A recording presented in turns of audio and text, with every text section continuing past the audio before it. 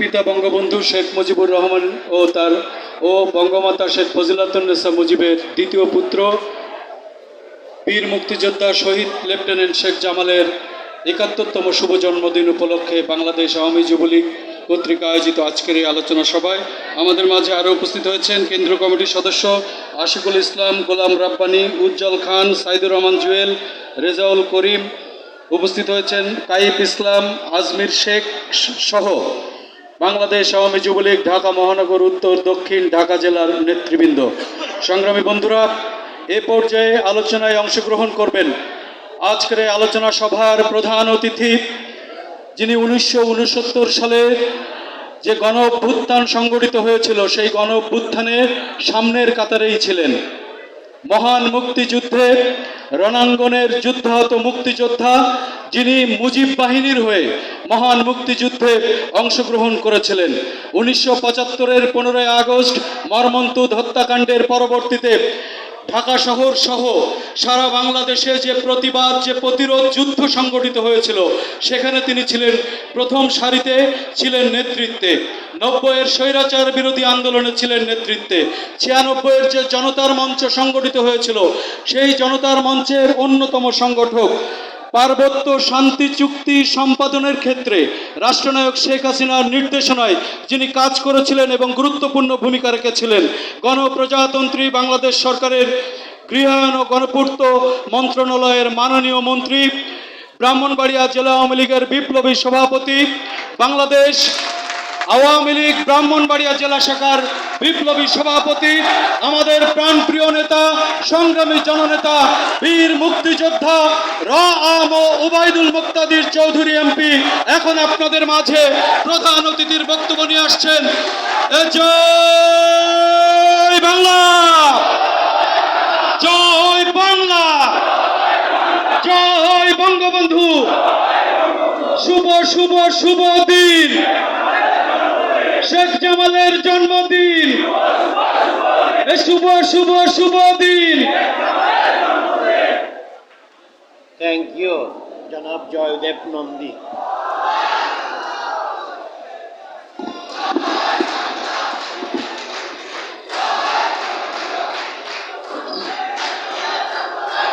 আজকের এই মহতী সমাবেশের, এই মহতী আলোচনা সভার সম্মানিত সভাপতি, বাংলাদেশ আওয়ামী যুবলীগের সংগ্রামী চেয়ারম্যান,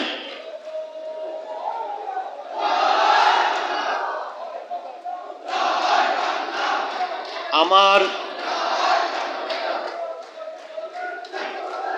যুদ্ধগুরু, যার হাত থেকে রাইফেল নিয়ে আমি মুক্তিযুদ্ধে অংশগ্রহণ করেছিলাম, আওয়ামী যুবলীগের প্রতিষ্ঠাতা চেয়ারম্যান শহীদ শেখ ফজলুল হক মনি,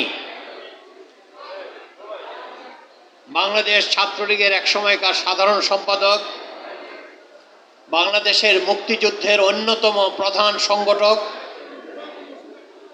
তার সুযোগ্য সন্তান শেখ ফজলে শামস পরশ।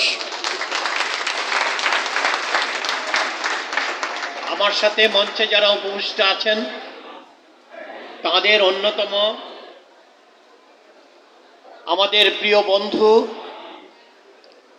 ৭৫-এর শোকাবহ ঘটনার পরবর্তীতে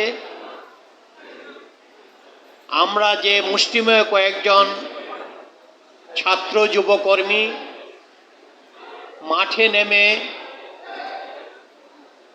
প্রতিবাদ প্রতিরোধ সংগঠন করার চেষ্টা করেছিলাম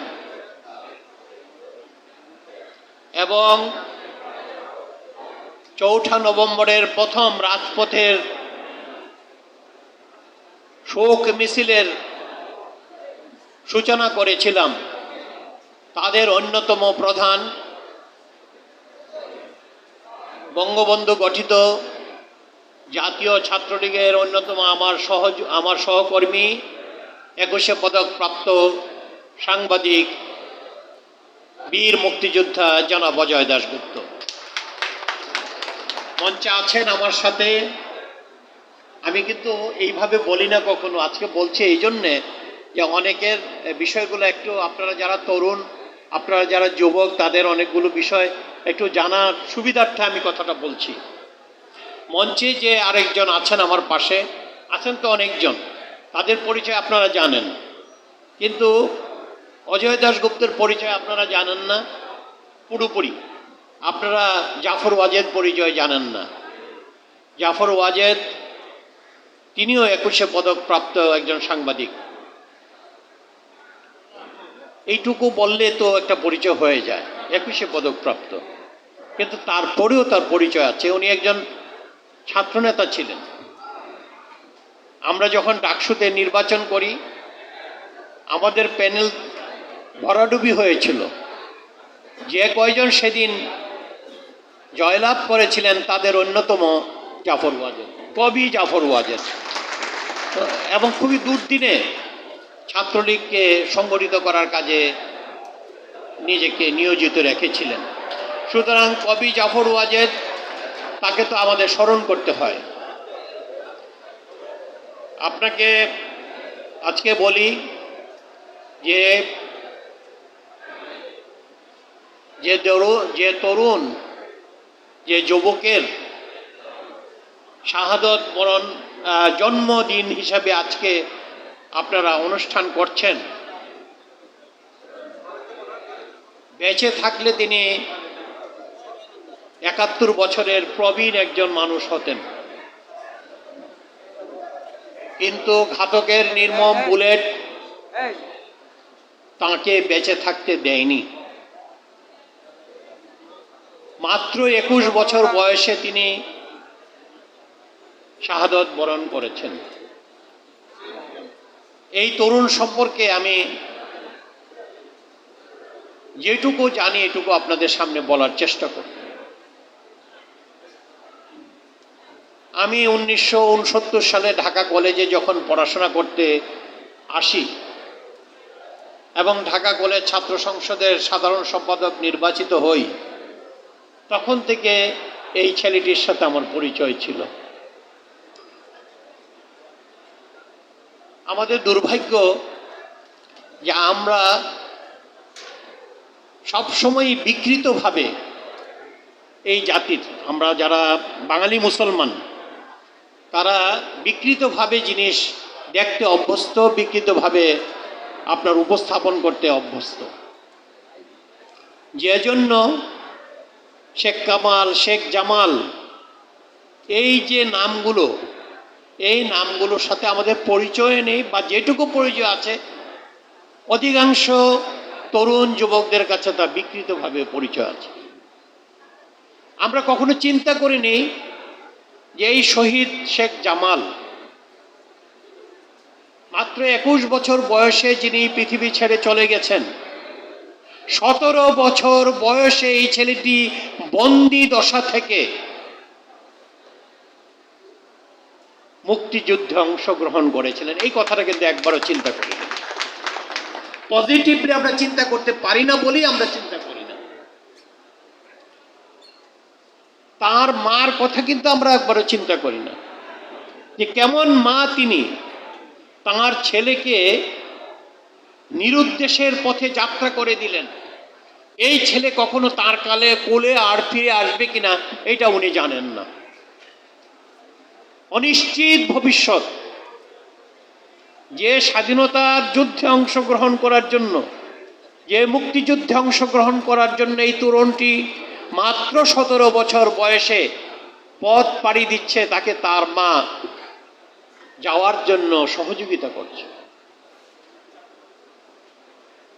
আপনারা একবার ওই মায়ের কথা চিন্তা করেন, ওই বোনের কথা চিন্তা করেন, যে বোন তার ভাইকে এইভাবে ছেড়ে দিচ্ছে। আপনারা কি মনে করেন যে জামাল হঠাৎ করে ওই বাসা থেকে দৌড় দিয়ে পালিয়ে গেলেন? এরকম কথাবার্তা বলেই তারা গিয়েছেন। জানতেন তারা, যারা তার সহবন্দী ছিলেন, তারা জানতেন ভালো করেই যে এই ছেলেটি যাচ্ছে, এই ছেলেটি আর ফিরে নাও আসতে পারে।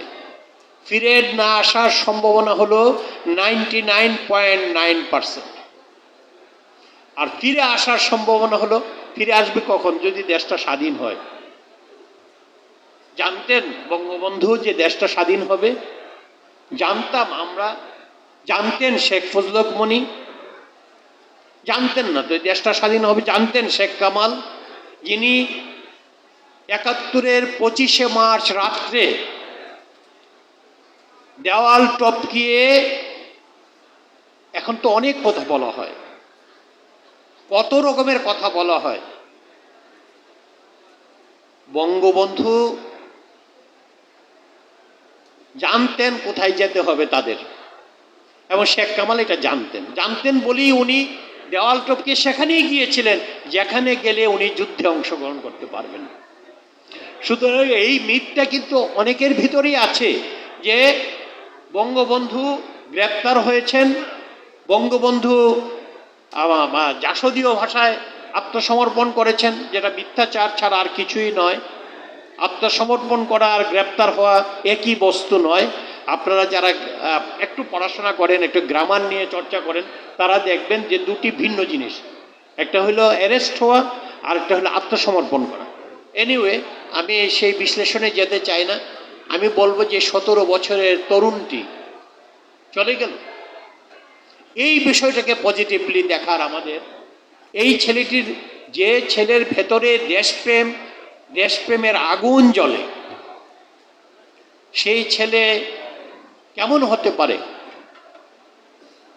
আপনারা একবার ভাবুন তো, কেমন হতে পারে? এইটা একবার আমরা চিন্তা করা উচিত। সুতরাং শেখ জামালকে যদি দেখতে হয়, ওই পার্সপেক্টিভে দেখতে হবে যে 17 বছর বয়সে দেশপ্রেমের আগুন জ্বলা একটি ছেলে মুক্তিযুদ্ধের বা যুদ্ধের আগুনে ঝাঁপ দিয়েছিল, অনিশ্চিত জীবনের কথা। যুদ্ধটা কেমন? যুদ্ধটা এখন প্রতিনিয়ত আপনি টেলিভিশন খুললে দেখেন কি জিনিস। আপনাদের অনেকেই যুদ্ধ সম্পর্কে আপনাদের কোনো ধারণা থাকার কথা নয়, এবং এটা যুক্তিযুক্ত, কারণ আপনারা যুদ্ধের পরে অনেক পরে জন্মগ্রহণ করেছেন। কিন্তু যুদ্ধটা কেমন এখন দেখছেন তো। রাশিয়া এবং ইউক্রেনের যুদ্ধ দেখছেন, প্রতিদিন ইসরায়েলের ঘাতক বাহিনীর হাতে আমাদের ফিলিস্তিনি ভাইয়েরা নিহত হচ্ছেন, ফিলিস্তিনি বোনেরা নিগৃহীত হচ্ছেন, ফিলিস্তিনের শিশুরা জীবন হারাচ্ছেন। এইটা দেখে আপনারা বুঝতে পারেন যুদ্ধ কি জিনিস, যুদ্ধ কি ধ্বংসস্তূপের সৃষ্টি করে সেটা জিনিস। বাংলাদেশের যুদ্ধটা কি আপনারা বলেন তো অন্যরকম ছিল? কখনো অন্যরকম ছিল না, একই রকম ছিল। 1 কোটি মানুষ ভারতে আশ্রয় নিয়েছিল, এইটা আপনারা সকলেই জানেন। কিন্তু আপনারা কি জানেন যে 2 থেকে 2.5 কোটি থেকে 3 কোটি মানুষ অভ্যন্তরীণভাবে ডিসপ্লেসড হয়ে গিয়েছিল, যেটা এখন তারা বলছে গাজাতে এত লক্ষ মানুষ ডিসপ্লেসড হয়ে গেছে,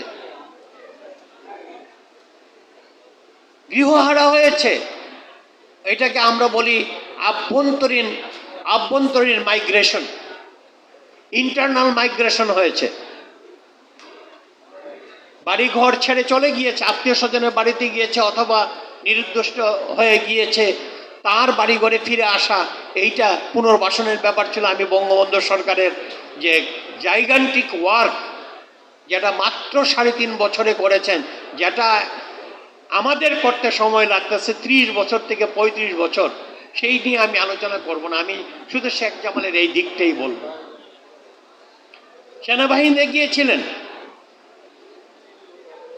এবং মার্শাল টিটুর মতো শক্ত হৃদয়ের এক মানুষ, যে মানুষ সম্পর্কে আপনারা হয়তো শুধু নামটা শুনেছেন, অনেকে যারা একটু পড়াশোনা করেন তারা পড়াশোনা করেছেন, কত কঠিন হৃদয়ের মানুষ, যিনি 2য় মহাযুদ্ধের ভেতর দিয়ে যুগোস্লাভিয়ার একটি যুক্তরাষ্ট্র করে সেটা নেতৃত্বে এসেছিলেন, তার এখানে মিলিটারি একাডেমিতে পড়াশোনা করেছেন।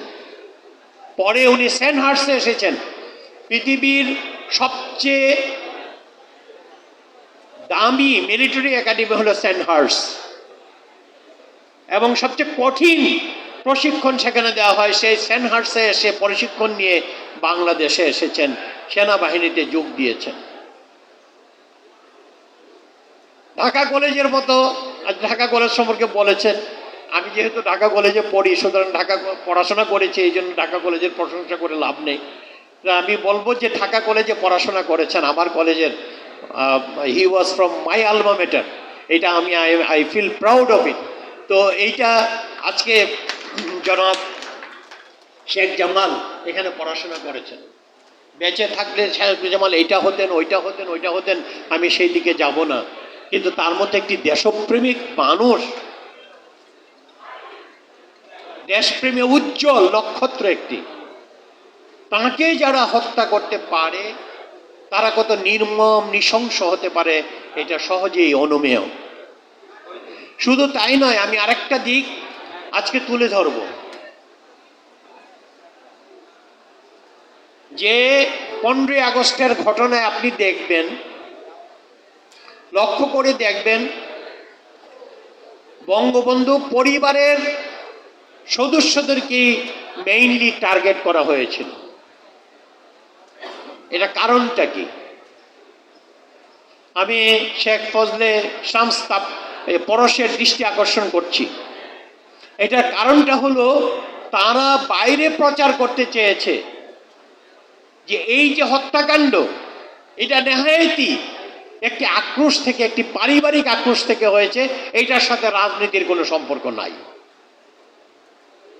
এইটা প্রমাণ করার জন্য তারা শেখ ফজলুল মনির বাসভবনে গিয়ে তাকে হত্যা করেছে। কারণটা কি? কারণ তারা জানে এখান থেকে রেসিস্টেন্স হতে পারে, শেখ ফজলুল মনিকে হত্যা করতে হবে। তারা আব্দুর রব সেনিয়াবতের বাসায় গিয়েছেন এটাকে একটা পারিবারিক রূপ দেওয়ার জন্যে। এইটাকে মেজর ডালিম, গল্প তো আপনারা জানেন না, আমরা জানি, আমরা এই গল্প শুনেছি, যে মেজর ডালিমের সাথে গাজী গোলাম মোস্তফার যে একটা গন্ডগোল হয়েছিল, সেই গন্ডগোলের, গাজী গোলাম মোস্তফার ছেলের গন্ডগোল হয়েছিল, সেই গন্ডগোলের কারণে এরকম একটা হত্যা। এইটি একটি এটার একটা সিম্পলিফাই করে জিনিসটাকে সামনে নিয়ে আসার, এইটার পেছনে যে তাদের রাজনৈতিক কত গভীর ষড়যন্ত্র ছিল সেইটা যাতে মানুষ বুঝতে না পারে সেই জন্য এটা করেছিল। এইটার পেছনে যে বাংলাদেশের স্বাধীনতাকে, বাংলাদেশের মুক্তিযুদ্ধকে নস্যাৎ করার একটা চক্রান্ত ছিল, সেইটা যাতে মানুষ না বুঝতে পারে এই জন্য এইভাবে হত্যাকাণ্ডটা হয়েছিল। না হয় শেখ রাসেলকে হত্যা করার কি কারণ থাকতে পারে? আর্যমণি, শেখ পরশের আম্মা, আমি একবার কি দুইবার ভদ্র মহিলাকে দেখেছি, অন্তঃসত্ত্বা নারী, তাকে তো হত্যা করা হয় নাই, শুধু তার সন্তানকে হত্যা করা হয়েছে। যে কোনো অন্তঃসত্ত্বা নারীকে যদি হত্যা করে সাথে আরেকজন যায়, আজকে যেটা ফিলিস্তিনে ঘটছে, কত জঘন্য চরিত্রের মানুষ হলে তারা এটা সম্ভব হয়েছে। আমি আজকে পরশ সাহেবকে বলছিলাম যে আমার মনে হয় যে শেখ জামালের সবচেয়ে ঘনিষ্ঠ বন্ধু, যে তাকে হয়তো আপনারা চেনেনও না, আমি চিনি, পরশ চিনে, হলো আমাদের শেখ মারুফ। আমি তার কথা আজকে বলব। শেখ মারুফ তার সবচেয়ে ঘনিষ্ঠ বন্ধু, সবচেয়ে ঘনিষ্ঠ বন্ধু ছিল, একেবারে বাল্য বন্ধু, প্রায় একই বয়সের ছিল তারা। সে হয়তো আরো বেশি বলতে পারত। আজকে এই যে একজন দেশপ্রেমিক, একটি যুবক, একটি তরুণ, তার কথা আমি শ্রদ্ধা ভরে স্মরণ করি, তার প্রতি আমি আমার অন্তরের অন্তঃস্থল থেকে শ্রদ্ধা জানাই, ভালোবাসা জানাই। আমার সাথে তার ব্যক্তিগত সম্পর্কের কথা একটু বলি। তার সাথে আমার ব্যক্তিগত সম্পর্ক খুবই ভালো ছিল, এক্সট্রিমলি গুড। আপনারা অনেকেই জানেন যে ওই বাসায় প্রায় আমার যাতায়াত ছিল। সপ্তাহে 1-2 দিন তো যেতেই হতো, কারণ ওইখানে আমার 2 জন নেতা থাকতেন। একজনের কথা এখন আর উচ্চারণ হয় না, আমিও উচ্চারণ করতে চাই না, তবু প্রসঙ্গক্রমে বলি, শেখ শহীদুল ইসলাম, আরেকজন হলেন শেখ কামাল। তাদের সাথে সাক্ষাৎ করার জন্য ওইখানে যেতে হতো বা যাওয়ার একটা অভ্যাস গড়ে উঠেছিল। আমি নই শুধু, আমার মতো যারা ঢাকা মহানগর ছাত্রলীগের সাথে এবং কেন্দ্রীয় ছাত্রলীগের সাথে জড়িত ছিল, প্রায় আমরা সকলেই যেতাম। কেননা আমরা তখন খুবই, আমাদের অবস্থাটা খুব ভালো ছিল না, আমরা খুবই খারাপ অবস্থায় ছিলাম। প্রায় সব কলেজে জাসদ ছাত্রলীগ, এমন কোনো কলেজ নাই যেখানে আবার জাসদ ছাত্রলীগ নাই। প্রত্যেকটা বিশ্ববিদ্যালয় তাদের দখলে চলে গেছে, একমাত্র কৃষি বিশ্ববিদ্যালয় ছাড়া, আর আংশিক বুয়েট আর আংশিক রাজশাহী বিশ্ববিদ্যালয়, আংশিক, এছাড়া আর সবগুলো চলে গিয়েছে তাদের হাতে। তখন আমাদের ভেতরে আলাপ আলোচনা, কথাবার্তা, নিজেদের কর্মপন্থা নির্ধারণ, তার মধ্যে শফিউল আলম প্রধানের হত্যাকাণ্ড, 7 খুনের আসামি শফিউল আলম প্রধানের নেতৃত্বে 7 জন ছাত্রকর্মীকে তারা হত্যা করেছিল ছাত্রলীগের। সেটার দায় আবার নিজেদের, এইটা আমাদের গাড়ে চেপে বসেছিল। এই সব কারণে ওইখানে ঘন ঘন যাওয়া আসা হতো।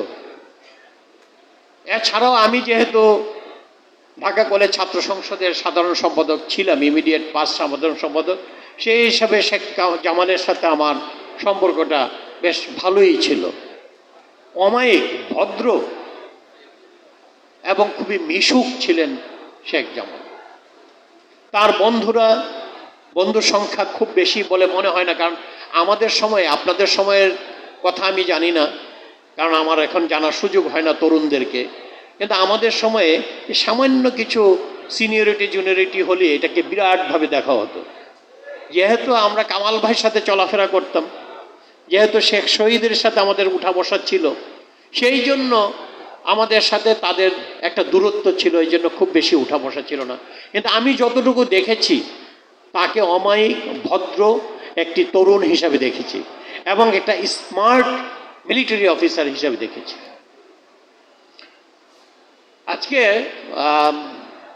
আজকালকার তরুণ, আজকালকার যুবকদেরকে আমার একটা লেখা আছে, আমি বলেছি যে আপনারা শেখ কামালের মতো হন। আমি বলবো যে আপনারা শেখ কামাল, শেখ জামালের মতো হন। আপনারা হয়তো জানেন না যে এই 2 জন তরুণী খুবই চৌকস ছিলেন, তাদের বহুমুখী প্রতিভার অধিকারী ছিলেন। শেখ কামাল সম্পর্কে আমি যুবলীগের অনেক সভাতে আমি বলেছি অতীতে। এখন হয়তো আমি মফস্বলের লোক, শহরে আর এই আপনাদের রাজধানীর লোক এখন আর নই, সেই জন্য হয়তো সুযোগ কম পাই। আমি শেখ কামাল সম্পর্কে বলতে পারি না, আগে সবসময় শেখ কামাল সম্পর্কে বলেছি, এই কথা বলি। যাই হোক, আজকে যুবলীগের সভাতে আসলাম কেন? শেখ পরশ আমাকে বলেছেন যে চাচা আপনি আসলে আমি খুশি হব, সেই জন্য এসেছি। এইটি একটি কারণ।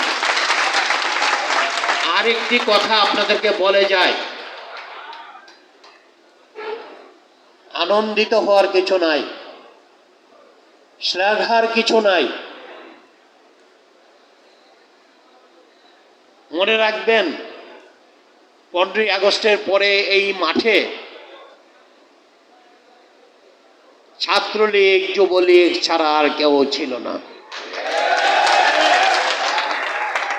আমি যদি বলি 15ই আগস্টের পরে যে আওয়ামী লীগটা, সেইটাও আমাদেরকেই গড়ে তুলতে হয়েছিল, এটা কোনো অত্যুক্তি হবে না। সুতরাং সেই সময়ে যারা ছাত্রলীগ করেছিলেন, যুবলীগ করেছিলেন, তাদের প্রতি আমি শ্রদ্ধা জানাই। বিশেষ করে যুবলীগের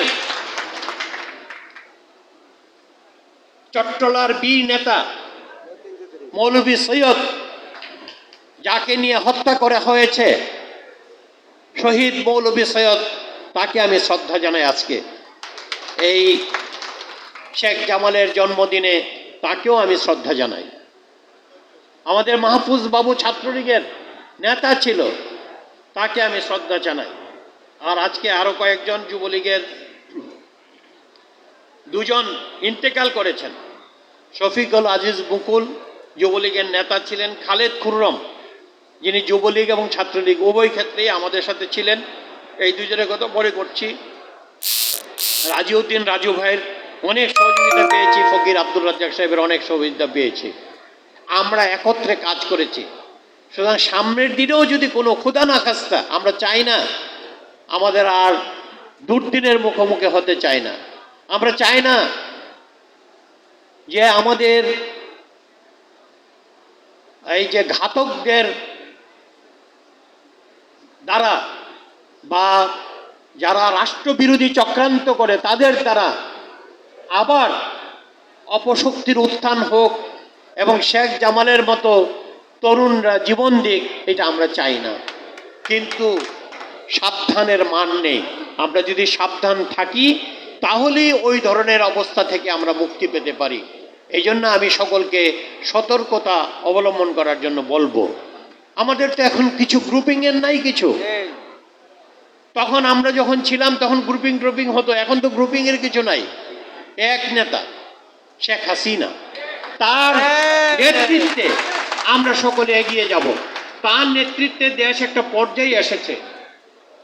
আমি জানি না যদি শেখ পরশ সাহেব আমাকে সময় দেয় আরেকদিন, আজকে না আরেকদিন এসে আমি শুধু বঙ্গবন্ধুর যে 3.5 বছরের, আমি জানি না আওয়ামী লীগের সভাগুলোতে কি আলোচনা হয়, কারণ আমি আশি না, সুতরাং আমি শুনতে পারি না। তো আমি বঙ্গবন্ধুর 3.5 বছরের অ্যাচিভমেন্টের উপরে আমি বলতে পারবো, আমি বলার সুযোগ নিব। আমি শুধু শেখ পরশকে অনুরোধ করব যে আপনি একদিন আমাকে ডাকুন, আমি বঙ্গবন্ধুর 3.5 বছরের অ্যাচিভমেন্টের উপর বলবো। আপনারা মনে করেন যে আজকে শেখ জামালের জন্মবার্ষিকীতে আসার অন্যতম কারণ হলো এই যুবকটির যে দেশপ্রেম, এই দেশপ্রেমের প্রতি আমি আমার অন্তরের অন্তঃস্থল থেকে শ্রদ্ধা নিবেদন করার জন্য আমি এসেছি। আমি এখানে এসেছি তার মায়ের যে দেশপ্রেম, তার মায়ের যে এটাকে কি বলবো, স্যাক্রিফাইস, এই স্যাক্রিফাইসের প্রতি আমার গভীর শ্রদ্ধা জানানোর জন্য এসেছি। আমরা আশা করি আমাদের তরুণ যুবকরা শেখ জামাল, শেখ কামালের আদর্শে উজ্জীবিত হয়ে আগামী দিনে একটি সুখী সমৃদ্ধশালী বাংলাদেশ এবং একটি স্মার্ট বাংলাদেশ গড়ার জন্য শেখ হাসিনার নেতৃত্বে এগিয়ে যাব, এই আহ্বান জানিয়ে আমার বক্তব্য এখানে শেষ করছি। ভালো থাকুন আপনারা, সুন্দর থাকুন আপনারা, এবং আপনাদেরকে আবারও ধন্যবাদ যে আমাকে এখানে আসার একটা সুযোগ করে দিয়েছেন। জয় বাংলা, জয় বঙ্গবন্ধু, বাংলাদেশ চিরজীবী হোক। ধন্যবাদ সবাই।